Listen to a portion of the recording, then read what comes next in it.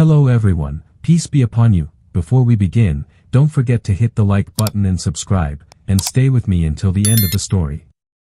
Also, leave a comment telling me which city and country you're watching from. I'd love to see how far my story has reached.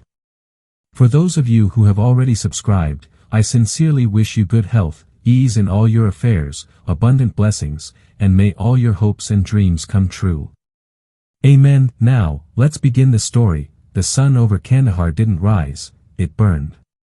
By 0800 the air over forward operating base Falcon's Gate shimmered like a hot plate. Engines coughed awake, rotor wash lifted grit from the helipad, and a dozen radios argued across the same crowded air.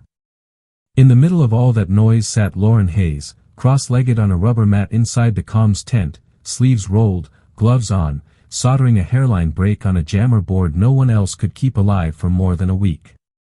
She liked work that clicked into place. Wires that obeyed. Problems that admitted there was a right answer. Hayes, you got magic for this one, or do I bribe you with instant coffee? Morales leaned on the doorframe, grinning through dust and sweat. Lauren didn't look up. She bridged the joint, let it cool, snapped the plate back, and spun the dial. The radio woke like a dog hearing its name. She handed it over. Try not dropping it off a moving Humvee. Morales laughed, saluted with 2 fingers, and was gone. Outside, Major Nathan Cole crossed the yard with the look of a man already late to his own orders. He paused at the tent flap, eyes skimming past racks of parts, the whiteboard crowded with frequencies, and finally to Lauren. Good work on the uplink yesterday, he said, already turning away. It wasn't rude. It was just how things were. She was background, reliable, quiet, replaceable. She didn't mind people thinking that. Quiet meant freedom to see what others missed. Across the compound, Alvarez stood under a patch of shade, field stripping a Barrett like it was a familiar old puzzle. He lifted his chin at her as she stepped out for air. He'd noticed her once at the range after hours, placing tight groups with a clapped-out DMR no one respected. Since then, he never pushed, just watched, like a coach waiting for an athlete to decide if they still wanted the race. By noon the heat laid a hand on every shoulder. Lauren walked the perimeter with a signal meter, chasing a stutter on the mid-band. The southern ridge looked back at her, a brown wall with teeth. She held the meter still, listened to the static, and felt something old return, a habit from Montana winters on the Hayes pasture, when wind talked and you learned to tell the difference between a gust and a warning. Her father had taught her that with a calm voice and a battered rifle. Breathe with the world, not against it. She'd put the rifle away when he died. Life got loud. College, MOS school, deployments. But some skills don't leave. They just wait. In the ops tent, Captain Olivia Green pinballed between monitors. Drone feeds, sat photos, heat maps, and enough data to drown a city. Interference bump, West Sector, last 12 hours, she said. Cole nodded, rubbed his jaw, and drew a new box on the map. Patrol routes shifted on the board. None of it was Lauren's call, but the pattern nagged her. The dead zone wasn't random. It was shaped like a hand closing. She logged the anomaly, closed the file, and packed up. On her way out, she passed Alvarez again. He tapped the long case at his feet. Range after chow. The question hung there like a coin in the air. Lauren could say no and keep being the invisible tech. Or she could admit what the ridge had already pulled out of her. After chow, she said. Alvarez's mouth ticked into half a smile. Bring your pro. Evening softened the base from hard edges to workable lines. On the far berm, targets stood like tired men. Alvarez laid the Barrett on a sandbag, showed her his routine without ceremony. Check bolt. Check glass. Check wind. He talked little. She liked that. Words got in the way of feel. Prone, cheek weld steady, she found the reticle, let her breath settle, and squeezed. The first shot printed high. The second kissed steel. The third hit center. Alvarez didn't clap. He just nodded once. Respect given, not performed. Back in her tent, night fell with a dry hiss. Generators hummed. Somewhere a card game broke into laughter. Lauren opened a laptop and scrubbed through convoy footage from last week's test run. Dust. Sunday. Nothing. Then a blink of light on rock that didn't behave like sun flare. Not proof, not yet, but enough to make her set an alarm for 0430. The ridge would be a silhouette at dawn. If someone watched them, that's when they'd breathe. She killed the screen and sat in the dark for a long minute. Montana felt 1,000 miles and 15 years away, but the lesson was still in her bones.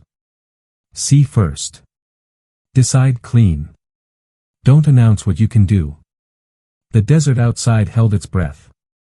Somewhere past the wire, another pair of eyes might have been looking back, patient as stone. Lauren lay down with her boots by the cot and the decision already made. Tomorrow, she'd step out of the quiet at 0430, boots laced, rifle case empty, leaving only tools in her pack to look harmless. The air was cold enough to bite, the ridge a black cut against a gray sky. By 0600 the yard roared awake. Cole briefed fast around a hood map, short convoy, recon sweep west, no air cover until noon, keep comms tight.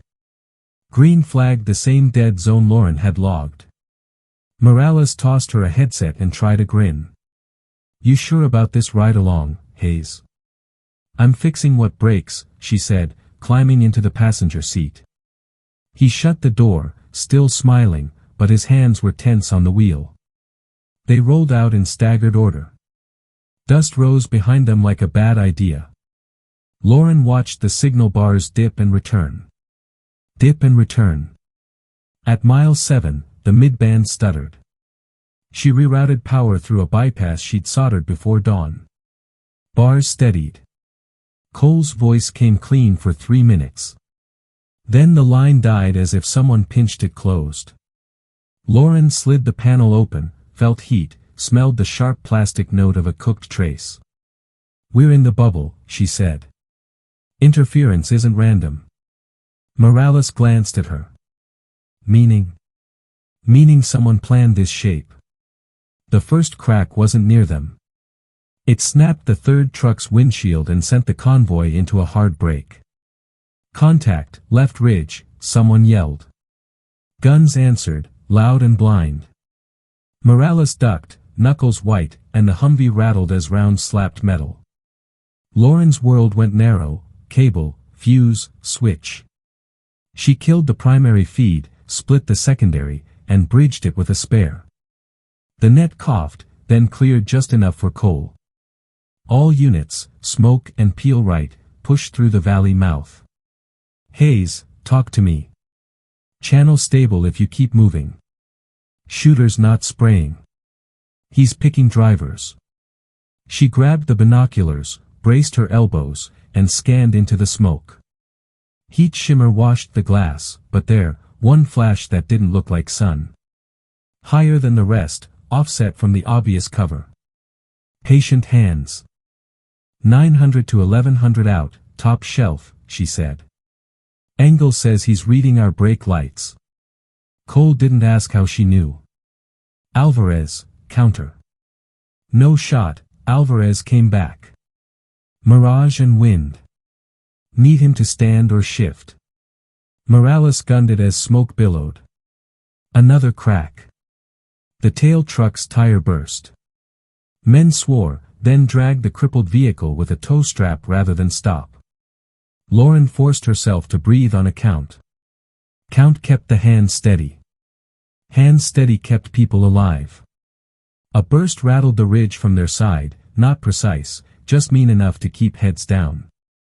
In the lull, Lauren built a picture from tiny things, the time between shots, the wind at hood level versus ridge flags, the echo delay splitting left to right. He's repositioning every 8 seconds, she said. Shifted 20 meters right after the second shot. He's trained. Cole came back flat. Copy. Another round punched through the radio mount 2 inches from her shoulder and exited like a hot screwdriver. Morales flinched. "You good?" "I'm good," she said, already rerouting power again. The board flickered. She smacked the casing. The net held. They cleared the choke point and hit open ground. Fire thinned. Cole ordered a hard right, then another, using terrain to steal angles. After 5 brutal minutes the ridge fell behind them. Quiet came back in ragged breaths and hot metal. Morales let out a laugh that sounded like he'd borrowed it from someone braver. That was close. Lauren stared out the window at the shrinking rocks. She wasn't shaking. Her mind was still running the math from a habit she hadn't admitted out loud. Alvarez's voice broke in low. "Hayes, that call-out saved 2 drivers." She didn't answer. Praise made it real. Real meant you had to choose what you were. Back at Falcon's Gate the heat hit like a wall. Dust tracked into the ops tent on every boot. Green rewound drone footage, scrubbed, zoomed, cursed at pixel mud. Cole stood with arms crossed and the look he used when the plan and the ground told different stories. "Report," he said. Lauren kept it simple. "Jammer board overheated. I bypassed." Shooter went for drivers, not tires at first. He repositioned between shots. 8-second cycle. Not local spray and pray. Green tapped a screen. No clear signature. He used the ridge line to break heat bloom. Smart. Cole's gaze landed on Lauren. Not a test, not a smile. A measure. "You spotted him from inside a truck." "I saw his choices," she said. "They're loud if you listen." They let the room breathe. Orders shifted. Patrol routes redrawn. Lauren signed her tools back in, then paused at the door. Alvarez waited outside with 2 coffees and a question he didn't say out loud. She shook her head. "Not today." He nodded once. Respect again, the quiet kind. Night brought that dry hum and the feeling the base was a small island with a lot of ocean. Lauren sat with the laptop and replayed the valley, frame by frame. A glint before first contact. A shape that never fully committed to silhouette. A cadence that didn't feel like guesswork. She wrote 3 lines in a notebook: cycle time, wind shear, echo split. Then she wrote one more word she didn't like writing without evidence: spotter. She closed the book and lay back on the cot with her boots still on. Her father's voice showed up uninvited. "See first. Decide clean." The convoy had lived, but that ridge wasn't done with them. Tomorrow, if Cole let her, she'd ask for the range. Not for glory. For proof. Somewhere out there a pro had taken their measure and smiled. She wasn't interested in being the background anymore, so at first light she walked straight to the range with Alvarez, no sign-in, no audience, just wind and steel. He set the Barrett down and kept his voice even. "We're not here to impress anyone. We're here to see." Lauren nodded, checked bolt and glass, then lay prone. Flags downrange leaned right. Mirage shimmered at ground level. She dialed, exhaled, and broke the first shot clean. High. Second shot kissed paint. Third rang center. Alvarez didn't smile. "Okay. Now we stretch." He dragged the steel further, past the same line, and handed her a worn notebook with numbers and corrections. "Use it if you need it." She scanned the scribbles, recognized the logic, and closed it. "I'll write my own." Back in the ops tent, Green had already built a stack of frames from yesterday's ambush. She pointed to a faint ripple on a ridge that wasn't rock heat. He masked his flash with terrain. Classic counter-snipe discipline. Cole looked between the screen and Lauren. "You still think there's a spotter?" "Not think," Lauren said, keeping it level. His cadence was too clean for solo in that wind. He shifted early, like he got a whisper before our move. Cole's jaw set. He hated leaks more than bullets. Run internal checks. Quietly. Green's eyes flicked. On who? Everyone. The day ran hot and mean. Lauren tore down the fried jammer board and rebuilt it with a heat sink stolen from a dead server. She labeled nothing. If it worked, she'd claim it later. If it didn't, no harm to anyone's pride but hers. Morales showed up smelling like JP8 and nerves. You going out again? She wiped her hands. If they let me.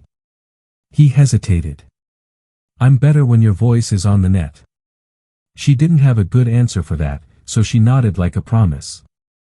At dusk she met Alvarez on the berm for a quiet drill, find, range, decide, commit. He watched her work in silence until the wind shifted off the valley and cooled her face. You're not chasing talent, he said.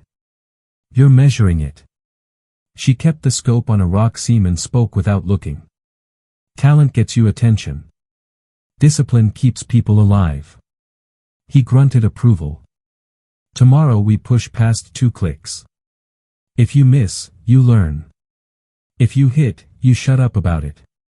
Knight pulled the bass tight. Generators thumped. Somewhere a movie played through a tinny speaker. Lauren hunched over her laptop and parsed the convoy audio, separating gun reports from engine notes. Echo splits confirmed an elevated shooter and a second audio signature 50 meters rear, softer, radio-ish.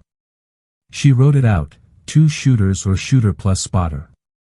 Then she overlaid Green's drone drift and saw a pattern that made her mouth go dry. The interference bloom matched their scheduled route too precisely to be luck. Either someone watched their planning in real time, or someone inside fed timing in terrain. She took the notes to Cole. He listened without interrupting, which meant he was already past denial. If we have a leak, he said, we stop talking on systems the leak can hear. Orders followed, no sat chat on patrol times, no uploads except on a rotating window, hand-carried route cards, and a burn order on outdated frequencies. Green pushed back once on the data loss, then adapted. Alvarez said nothing, but his posture eased like a man who'd been waiting for grown-ups to show up. Dawn came dirty and fast. Ghost Team rolled light into the same valley, this time under a radio plan Lauren had stitched together from spare parts and stubbornness. She rode rear truck, headset on, heart rate steady. The dead zone brushed them and moved on, like a hand trying a locked door. Net holding, she said. Keep speed. The crack, when it came, was late and wrong, high rock, not glass. A miss. Morales barked a laugh he choked off. Lauren already had glass up. The shimmer was there, but the rhythm wasn't. New angle, new patience. She counted seconds. 7, 8, no second shot. Her neck prickled. Different shooter, she said. Or same hands with different orders. Cole, meaning? Meaning he's watching us watch him.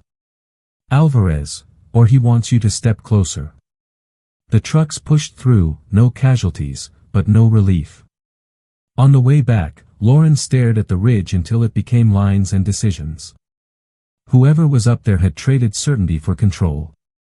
He wanted initiative back. So did she. That night, a folded note waited on her cot. Plain paper, block letters, stay in the comms tent, Hayes. Not your hunt. Her stomach went cold, then hot. Someone had been close enough to her space to leave a warning without a footprint. She took it to Cole. He read it twice and didn't raise his voice. We lock everything down. Green scrubbed badge logs. Nothing. Alvarez turned the cot over, checked seams, and finally looked at Lauren like a man deciding whether to say the hard thing. He said it. If he knows your name, he knows your habits. Change them.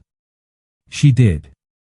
She slept in the motor pool for 2 hours, ate at different times, walked the perimeter alone with a red-lensed flashlight and a pocket full of questions. By midnight the wind came up hard, bringing grit and a smell like hot pennies.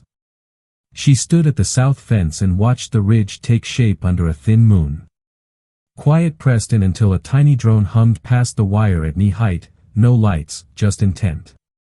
It hovered, tilted its lens, and blinked once like a wink before wobbling back toward the rocks. Lauren didn't chase. She let it go and felt a line settle inside her. Whoever was out there wasn't guessing. He was inviting. She closed her fist until the paper note crumpled and said out loud to no one, "Not your hunt." "We'll see about that," she told the empty fence. Then she walked straight to the ops tent before dawn and asked Cole for one thing she never asked for: control. No sat traffic. No shared timelines. Paper route cards hand-carried at the last minute. A decoy convoy that looked loud enough to bite. Cole studied her for a long beat and finally nodded. "You get your window. You get one shot. If it goes bad, we pull you." "Understood," she said. Green built a stripped radio plan with line-of-sight repeaters and a dumb relay that couldn't be spoofed. Alvarez packed the Barrett with a calm face and eyes that said he hated every part of this and would be there anyway. They rolled before sunrise. The decoy trucks went first with Morales at the wheel, making just enough noise to be tempting.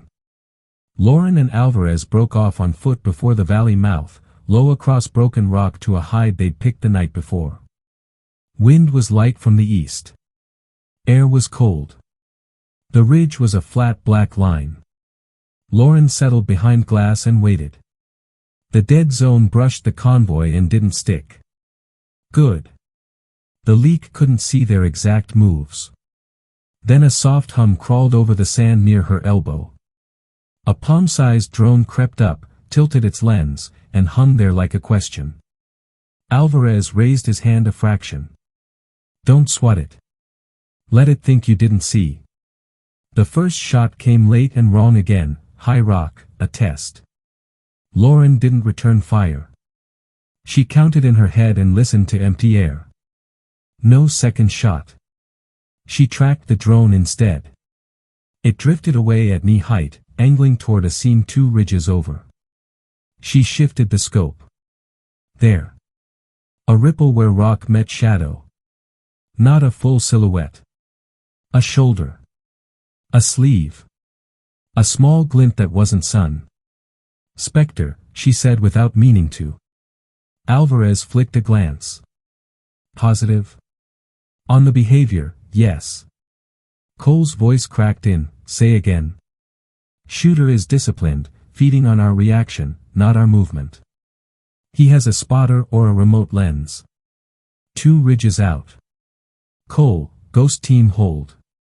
"Hayes, you are green if you have the shot." Her throat was dry. She set elevation, held half a breath, and let it out. The Barrett roared. Dust leaped from the seam. A figure rolled. Another flash answered, tight and fast. His round sliced the grass an inch from her cheek and buried in stone. She didn't duck. She watched the cadence. His rhythm matched hers, not by accident. He shifted before she did, like he knew what she would try next. She moved 2 meters left, dropped 2 mils, and cut wind to 0.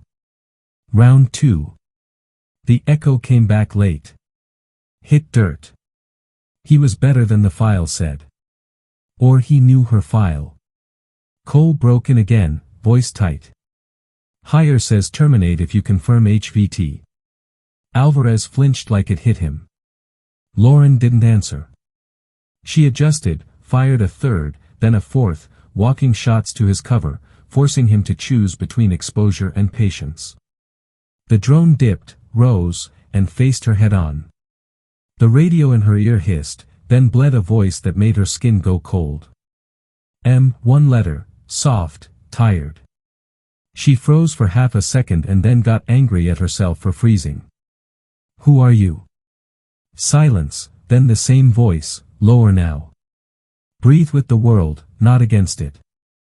The words were from a Montana winter and a man who used to steady her hands on a .22.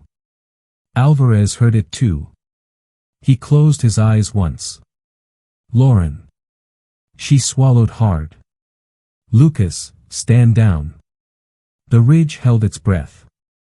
Cole came back sharp. Hayes, you have authorization. Take the shot. She set her jaw. Negative. I'm not killing my brother.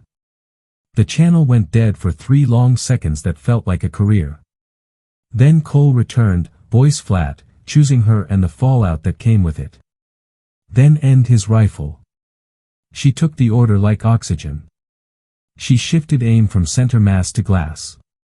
Range 3,247 meters.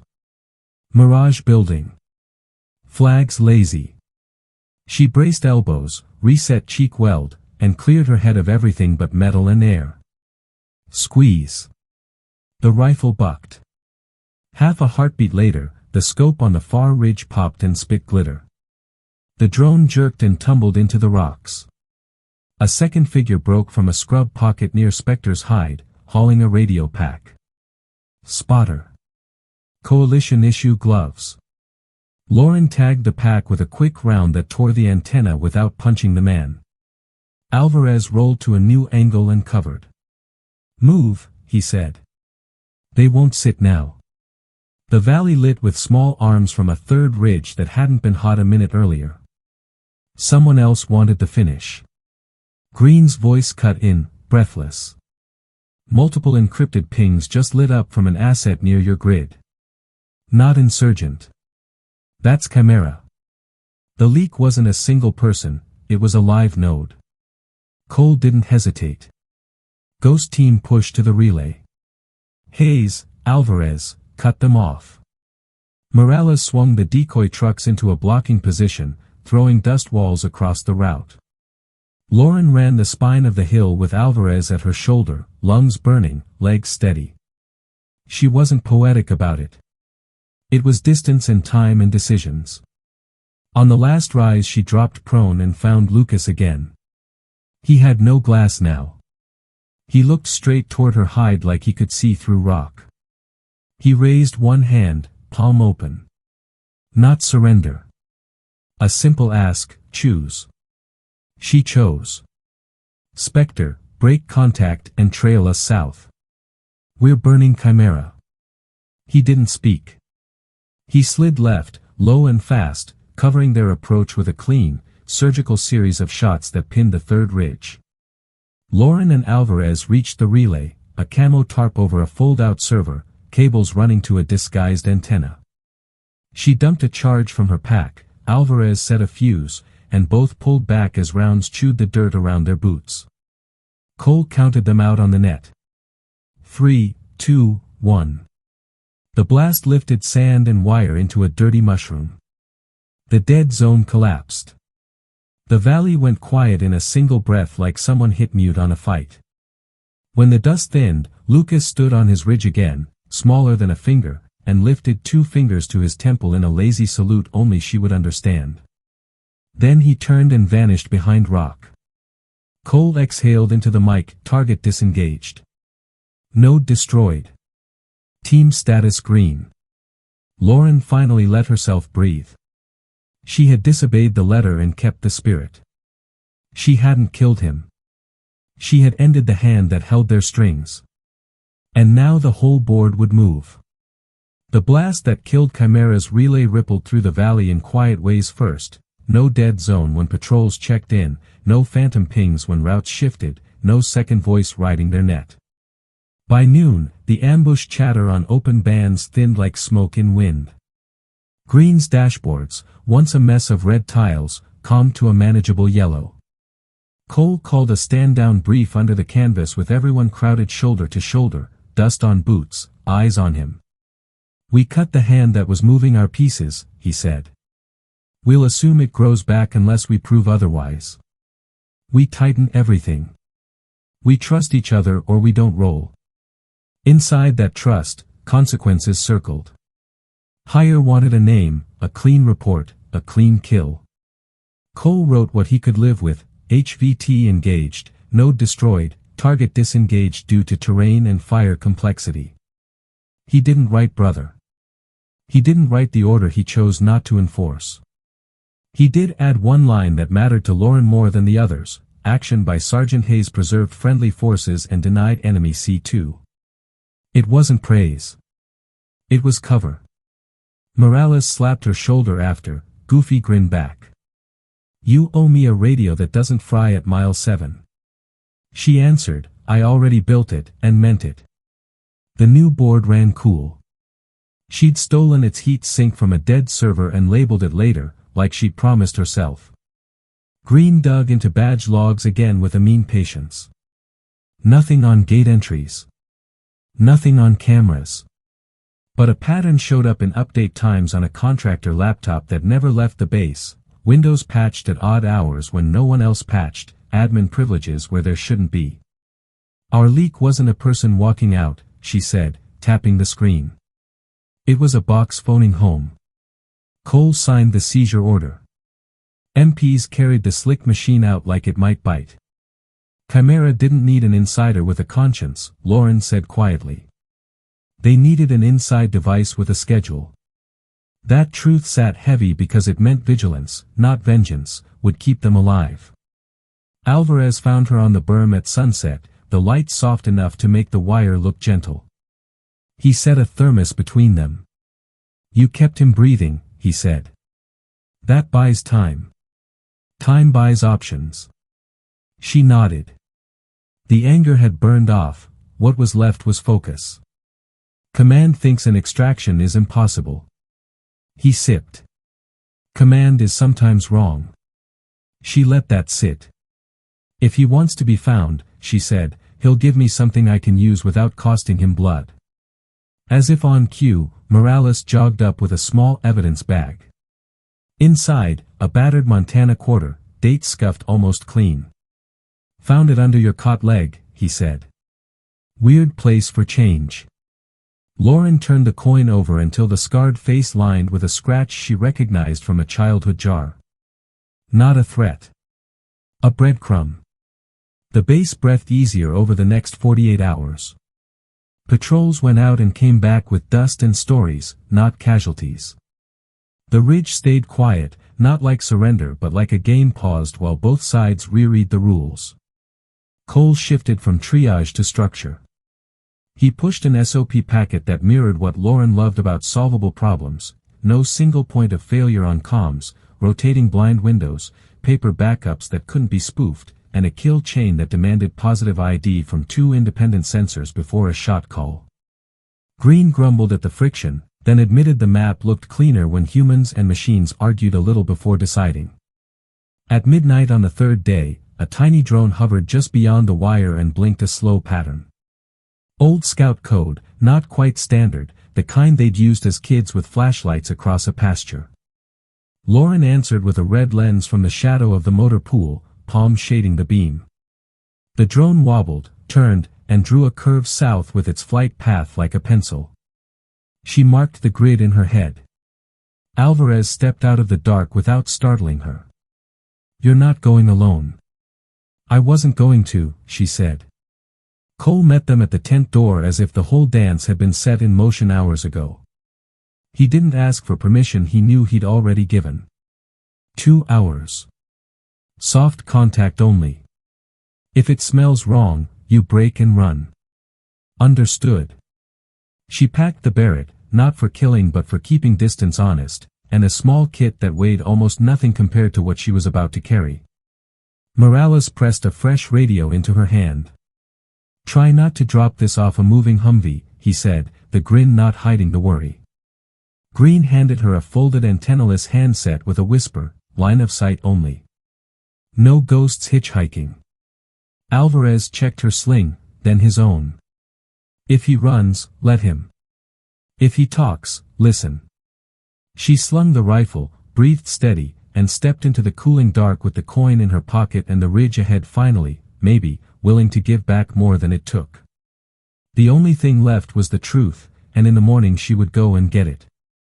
Lauren and Alvarez moved out before first light, skirting the south fence and dropping into a shallow wadi that cut toward the grid the drone had traced. The air was cool and empty. No dead zone on the meter. No chatter on the handset. 50 minutes later they crested a low rise and saw a scrap of fabric on a rock, the color of Montana sky washed pale.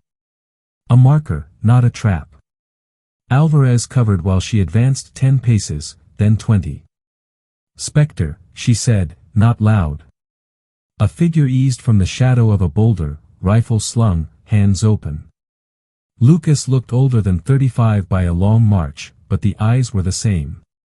He nodded at Alvarez first, a soldier's courtesy, then at Lauren. You brought the right people. They stood with 10 yards and a lot of years between them.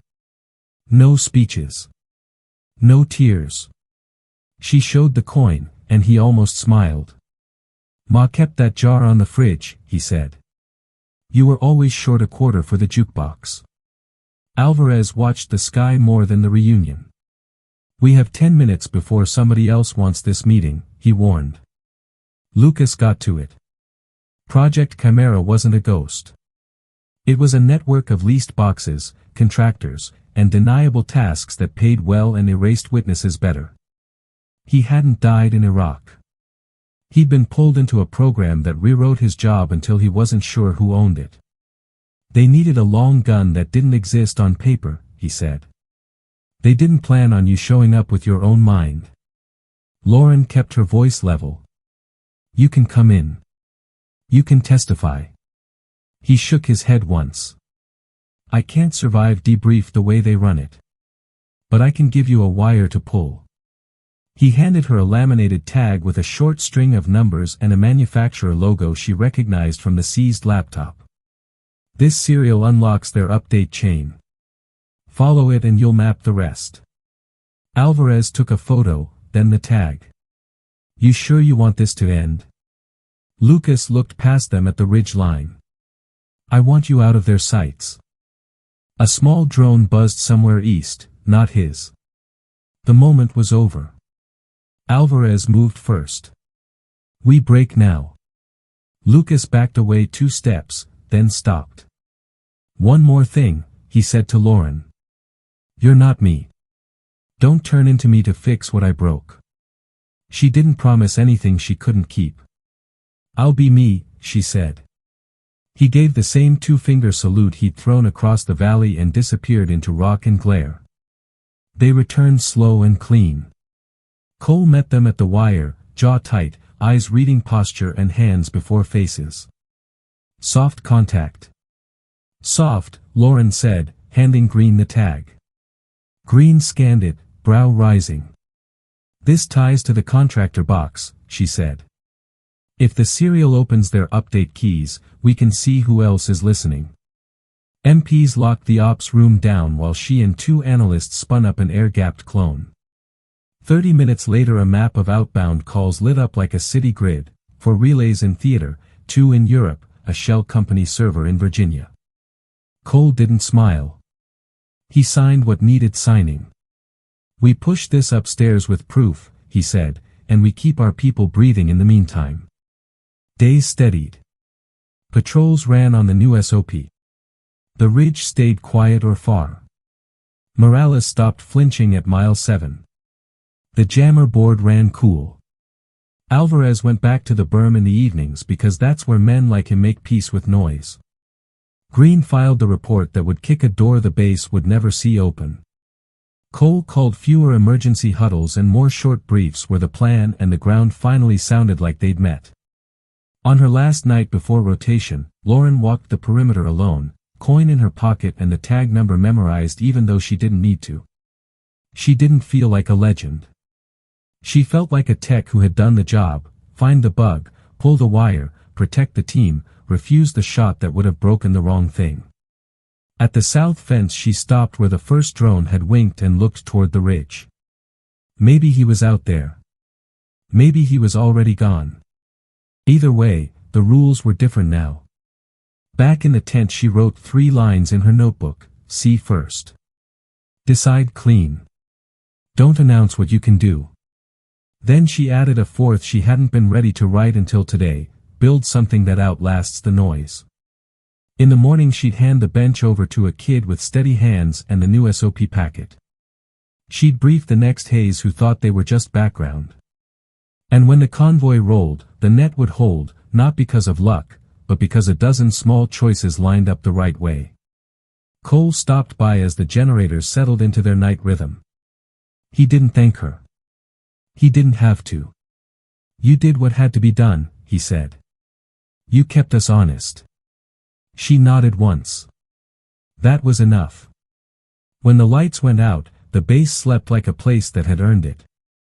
The desert was still the desert, and there would be other ridges, other hands trying to move the board. But here, for now, the signal was clear.